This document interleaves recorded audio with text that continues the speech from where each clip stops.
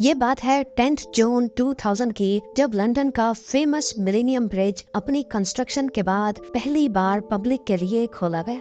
पिछले 2 सालों से लोग इस आइकॉनिक ब्रिज की कंस्ट्रक्शन कंप्लीट होने का शिद्दत से इंतजार कर रहे थे। लिहाजा जब इसको खोला गया तो पहले ही दिन सबने इसको इस्तेमाल करना चाहा।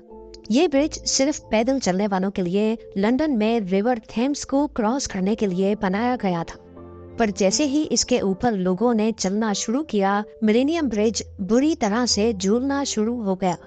ये देखते ही अथॉरिटीज हरकत में आ गई। पहले 2 दिन तक पुलिस ने सबको ब्रिज पर भीड़ लगाने से रोका, लेकिन 2 दिनों के बाद इसको दोबारा से अगले 2 सालों तक बंद कर दिया गया। इस इंसिडेंट के बाद लंदन का ये फेमस ब्रिज दुनिया की नजरों में आ चुका था। इसको बनाने वाले सारे इंजीनियर्स सर जोड़कर बैठ गए कि आखिर इतना मजबूत ब्रिज सिर्फ लोगों के चलने से कैसे हिल सकता है। इसका रीजन कुछ ऐसा था जो इंजीनियर्स पहले प्रेडिक्ट नहीं कर पाए थे। ये एक ऐसा मसला था जिसने कुदरत के कानून के खिलाफ जाने और फिजिक्स की सबसे बड़ी मिस्ट्री को झंझोड़ने की हिम्मत की। नाजरीन, आज से करीब 192 ईयर्स पहले 1831 में ब्रिटिश आर्मी के कुछ सोल्जर्स परेड करके नॉर्दर्न इंग्लैंड में वाक़े ब्रोटन सस्पेंशन ब्रिज के ऊपर से गुजर रहे थे। सोल्जर्स के फुट स्टेप्स की सिंक्रोनाइजेशन की वजह से ब्रोटन सस्पेंशन ब्रिज कोलैप्स हो गया, जिसमें 60 सोल्जर्स रिवर में जा गिरे और काफियों को गहरी चोटें भी लगी। खुशकिस्मती से इस हादसे में किसी की जान तो नहीं गई, लेकिन इस दिन के बाद से ब्रिटिश आर्मी ने अपने सोल्जर्स को इंस्ट्रक्शंस दी कि वो किसी भी ब्रिज को क्रॉस करते वक्त एक साथ और परेड करके नहीं गुजरेंगे। ये ना सिर्फ ब्रिटिश आर्मी बल्कि अगले कई सालों तक दुनिया भर में मिलिट्रीज की प्रैक्टिस रही, बल्कि कहीं कहीं तो आज तक इसको फॉलो किया जाता है। ये तो सोल्जर्स थे जिनके एक साथ पड़ने वाले कदमों ने ब्रोटन सस्पेंशन ब्रिज को गिरा दिया। लेकिन लंदन के मिलेनियम ब्रिज की फुटेज में देखा जाए तो एक अजीब चीज नोटिस करने को मिलती है। यहाँ पर चलने वाले लोग तो कोई सोल्जर्स नहीं है, पर इनके फुट स्टेप्स, इनके कदम आपस में इतने ज्यादा सिंक्रोनाइज्ड क्यों है? और 21वीं सदी में बनने वाला ये मॉडर्न फुट ब्रिज इनकी सिंक्रोनाइजेशन बर्दाश्त क्यों नहीं कर पाया? इस बात का जवाब हमें 350 साल पहले हुए एक एक्सपेरिमेंट से मिलता है। 1665 में एक famous Dutch physicist Christian huygens ने दुनिया की पहली पेंडुलम क्लॉक बनाई थी। इनका मकसद समंदर में सेलर्स को ये बताना था कि वो इस वक्त कहाँ पर है। पहले दौर में सेलर्स समंदर में अपनी लोकेशन का अंदाजा सूरज या स्टार्स की पोजीशन देखकर लगाते थे, लेकिन ये सिर्फ एक अंदाजा होता था। इससे लैटिट्यूड यानी नॉर्थ साउथ पोजीशन तो पता चल जाती थी, लेकिन अगर उनको एक्यूरेट टाइम पता होगा तो उससे उनको लॉन्गिट्यूड यानी अपनी ईस्ट वेस्ट लोकेशन का भी पता चल सकेगा। उस दौर में जो घड़ियां होती थी वो एक दिन में 15 मिनट तक या तो आगे या पीछे हो जाती थी, यानी वो इस काम के लिए बेकार थी। huygens की बनाई हुई पेंडुलम क्लॉक दिन में सिर्फ 15 सेकंड तक आउट होती थी। huygens का प्लान था कि वो एक शिप में 2 पेंडुलम क्लॉक्स को हैवी वेट के साथ लटकाएंगे, ताकि समुद्री लहरों की वजह से पेंडुलम क्लॉक का मोशन भी डिस्टर्ब ना हो और अगर एक खराब हो जाए तो बैकअप क्लॉक भी मौजूद हो। इन पेंडुलम क्लॉक्स को चेक करने के लिए huygens ने पहले दोनों को अपने घर पे ही एक लकड़ी से लटकाया। दोनों क्लॉक्स को एक एक करके स्टार्ट किया, लेकिन कुछ ही देर बाद उन्होंने नोटिस किया कि दोनों क्लॉक्स आपस में सिंक्रोनाइज हो गई है। लेफ्ट वाली क्लॉक का पेंडुलम लेफ्ट की तरफ स्विंग करता तो उसी वक्त राइट वाली क्लॉक का पेंडुलम राइट की तरफ। huygens को क्लॉक्स का ये अजीब बिहेवियर कुछ समझ नहीं आया। उन्होंने दोबारा से दोनों क्लॉक्स की मूवमेंट को हिलाया, लेकिन 30 मिनट के बाद वो दोनों दोबारा से एक दूसरे के साथ सिंक्रोनाइज हो गई। huygens का ख्याल था कि शायद इन दोनों के बीच में एयर प्रेशर का कोई कनेक्शन है, लिहाजा उन्होंने दोनों क्लॉक्स के बीच में एक कार्ड बोर्ड रख दिया। लेकिन 2 मिनट के बाद वो क्लॉक्स एक दूसरे के साथ दोबारा सिंक्रोनाइज हो गए। फिर आखिरकार उन्होंने दोनों क्लॉक्स को एक दूसरे से अलग कर दिया, एक को एक कुर्सी से लटकाया तो दूसरी को दूसरी कुर्सी से। तब जाकर उन्होंने नोटिस किया कि क्लॉक्स का ये इनविजिबल कनेक्शन अब टूट चुका है।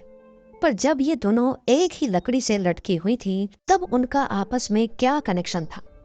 इस वीडियो में 32 मेट्रोनोम्स को एक टेबल पे रखकर अलग अलग टाइम पे स्टार्ट किया जा रहा है, यानी इनकी स्टार्टिंग सिंक्रोनाइज्ड नहीं है, लेकिन सिर्फ 2 ही मिनटों के बाद आप देख सकते हैं कि ये 32 के 32 मेट्रोनोम्स हैरत अंगेज तौर पे खुद ब खुद आपस में सिंक्रोनाइज हो गई हैं, जबकि बज़ाहिर इनका इस टेबल के अलावा आपस में कोई कनेक्शन नहीं है। सिंक्रोनाइजेशन का ये सीक्रेट कनेक्शन सिर्फ नॉन लिविंग थिंग्स पर ही अप्लाई नहीं होता। फायरफ्लाइज, जिनको हम जुगनू भी कहते हैं, ये भी आपस में बहुत अच्छे दोस्त होते हैं। रिसर्च में ये नोटिस किया गया है कि जुगनू जब एक साथ होते हैं तो वो सारे आपस में सिंक्रोनाइज होकर एक साथ चमकते हैं। पर इसके लिए जरूरी है कि एक जुगनू दूसरे से इतना करीब हो कि उसका फ्लैश दूसरे तक पहुंच सके। अगर ये आपस में दूर दूर होंगे तो इनके फ्लैश करने की सिंक्रोनाइजेशन आपस में टूट जाएगी। एक एरिया में जितने ज्यादा जुगनू होंगे उतना ज्यादा चांस होगा कि वो सारे आपस में सिंक्रोनाइज करके फ्लैश करेंगे। बिल्कुल इसी तरह हम इंसान भी कई मामलात में एक दूसरे के साथ सिंक्रोनाइजेशन बनाते हैं। इस वीडियो में ऑडियंस एक परफॉर्मेंस के लिए तालियां बजा रही है। शुरू में हर कोई अपनी फ्रीक्वेंसी के साथ तालियां बजा रहा था, लेकिन इसके बाद जो हुआ वो आप खुद देख सकते हैं।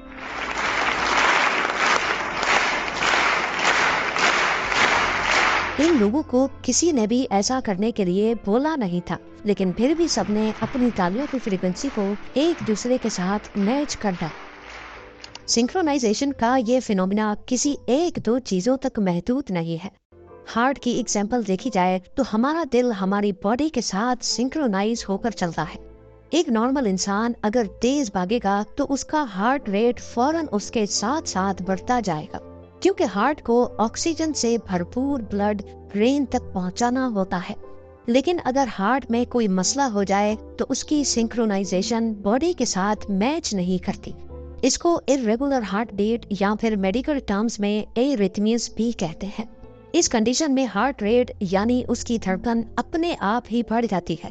अब हार्ट ज्यादा ब्लड तो पंप कर रहा है, लेकिन लंग्स ज्यादा ऑक्सीजन इनहेल नहीं कर रही, तो होगा क्या? ब्रेन को ज्यादा ब्लड और ऑक्सीजन कम मिलेगा और इस सिचुएशन में इंसान की मौत भी हो सकती है।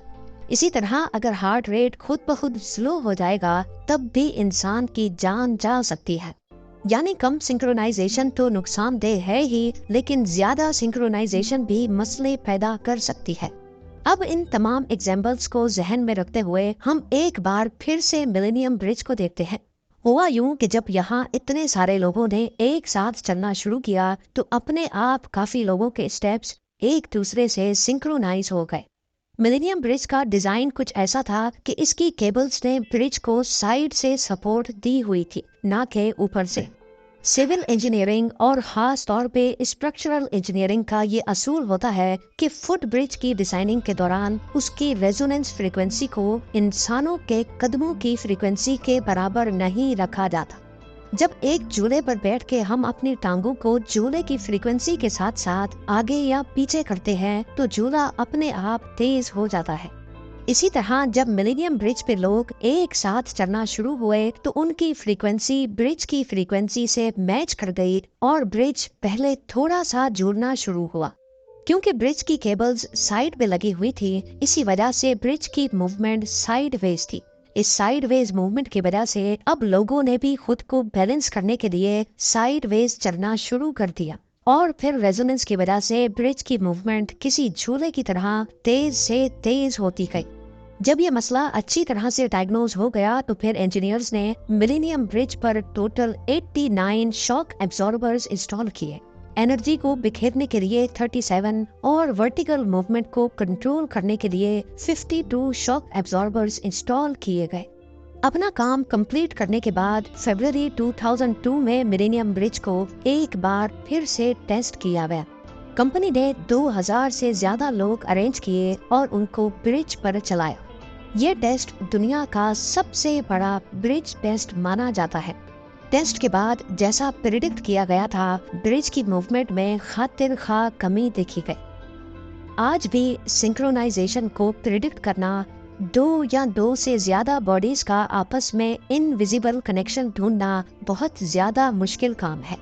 ये एक नेचुरल फिनोमेना है जो परिंदों में भी देखा जाता है जब वो एक साथ उड़ते हैं। मधुमक्खियां जब एक साथ होती है तो न सिर्फ उनकी आवाज एक साथ निकलती है, बल्कि छत्ते पर बैठे हुए अगर उनको खतरा महसूस होता है तो ये एक साथ अपने पर मारती है, जैसा कि इस वीडियो में देखा जा सकता है।